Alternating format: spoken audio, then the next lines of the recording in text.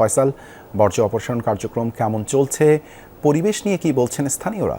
দেবাশিস, আপনি জানেন যে গতকাল থেকে প্রায় ২৯,০০০ পরিচ্ছন্নতা কর্মী নিয়ে ঢাকার ২ সিটি কর্পোরেশন বিশাল পরিচ্ছন্নতা অভিযান বা কর্মযজ্ঞ শুরু করেছেন এবং আমরা সেই অভিযানে দেখেছি ঢাকা শহর অনেকটাই পরিষ্কার বা পরিচ্ছন্ন হয়ে গেছে। অর্থাৎ তাদের যে লক্ষ্যমাত্রা ছিল সেটি কিন্তু অনেকাংশেই তারা পূরণ করতে পেরেছেন এবং দু একটি বিক্ষিপ্ত বা বিচ্ছিন্ন দু একটি জায়গায় আমরা দেখেছি কিছু কিছু জায়গায় ব্যত্যয় ছিল, তবে অধিকাংশ জায়গায় আমরা পরিষ্কার পরিচ্ছন্ন দেখেছি।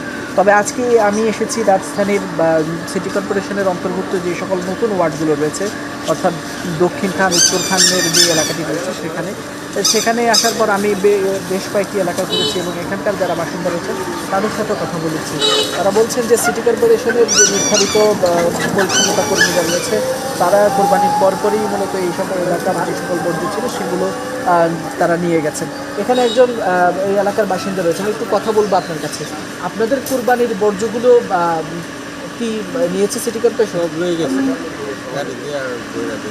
এই এলাকায় কি আর কোনো বর্জ্য আছে? না, কোনো ধরনের আশেপাশে কোথাও কি এরকম অভিযোগ আছে যে ময়লা নেয়নি?